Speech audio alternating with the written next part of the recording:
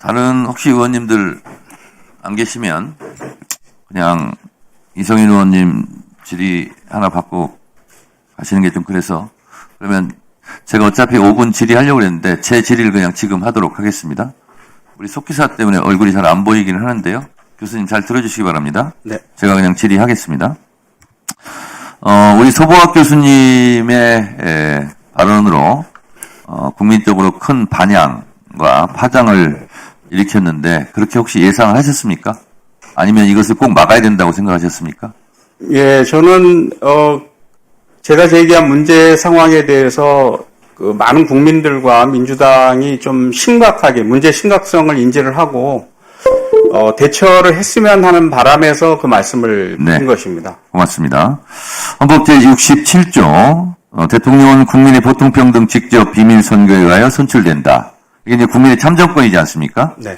이 국민의 참정권, 헌법상 보장된 국민의 권리를 이렇게 절차를 지키지 않고 위법하게 대법원에서 이렇게 하는 부분에 대해서 법학자로서 많이 분노하셨습니까? 예, 저는 뭐 도저히 있을 수 없는 그 행태를 대법원이 보였다고 저는 생각을 합니다. 네. 그 이후에 현직 판사들도 코트넷에 게시글을 쓰면서 엄청난 반발을 했습니다. 특히 서울중앙지법 김조옥 판사 같은 경우는 대법원이 반 이재명 정치투쟁의 선봉장이 되었다 이렇게까지 하면서 통렬하게 그 절차를 무시한 것을 비판했거든요. 교수님께서 생각하실 때 어떤 절차를 어떻게 위반했다고 보십니까?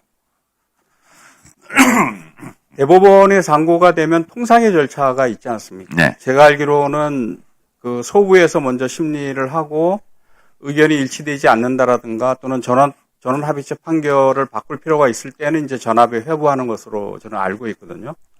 근데 지금 그 이재명 대표 관련된 그 허위사실 공표에 대한 문제는 20년에 대법원이 전원합의체 판결을 통해서 상당히 그 진취적인 자세한 판결을 내린 바가 있고 또 정읍시장 그 사건입니까? 그게 작년에 그 판결을 확인하는 또 판결이 나온 바도 있습니다. 네, 교수님. 예. 그래서 지난번 이재명 대표에 대한 항소심 무죄 판결 때도 그런 대법원 판례를 인용하면서 무죄를 선고한 걸로 알고 있습니다. 네, 맞습니다. 네. 조희대 대법원장 스스로 633 원칙을 계속 얘기하지 않았습니까? 네. 근데 오히려 김명수 대법원장 시절 이후보다 조희대 대법원장 체제에서 633 원칙이 오히려 더 안 지켜졌다. 더 길어졌다. 이런 얘기도 하고 있는데 그거는 차치하고라도 633이면 마지막 3은 3개월이지 30일이 아니지 않습니까? 네, 맞습니다. 근데 이재명 대표의 경우는 36일 그 짧은 기간에 해치우려고 했단 말이죠. 그러니까 조희대 대법원장 스스로 자기 한 말도 지키지 못한 꼴이 되지 않았습니까? 그렇지 않습니까? 네.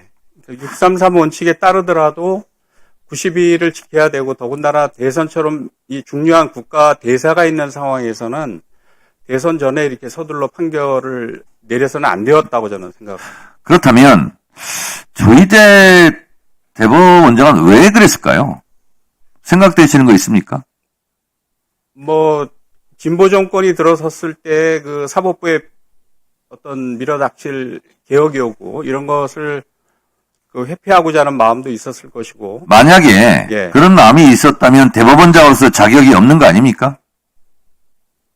예, 뭐 하여튼 국민의 신임을 배반했다고 할 수가 있겠죠. 국민의 신임은 정면으로 배반을 한 것이죠. 네, 그렇습니다. 12.3 내란으로 윤석열 대통령, 심지어 대통령까지 지금 파면된 상태 아닙니까? 네.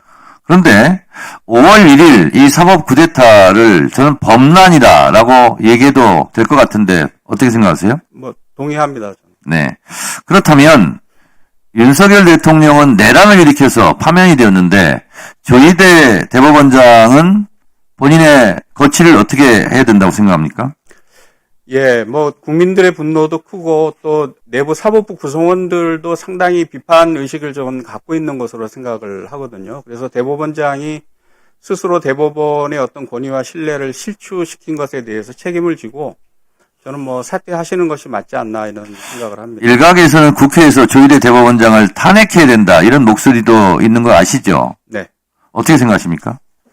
저는 예전부터 그 주장을 할 때 여차하면 대법원장도 탄핵을 해야 된다라고 제가 말씀을 드린 바가 있습니다. 저는 이렇게 얘기했습니다. 대통령도 2명씩이나 탄핵한 국민인데 대법원장이 뭐라고 그렇게 얘기한 적이 있거든요. 네, 동의하십니까? 동의합니다.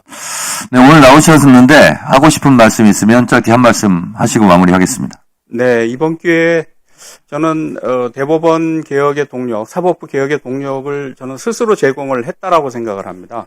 그래서 의원님들이 이런 국민의 뜻을 잘 살펴서 검찰 해체뿐만이 아니고 대법원 개혁, 사법 개혁도 좀 철저하게 해주셨으면 하는 바람을 드립니다. 네, 고맙습니다. 수고하셨습니다.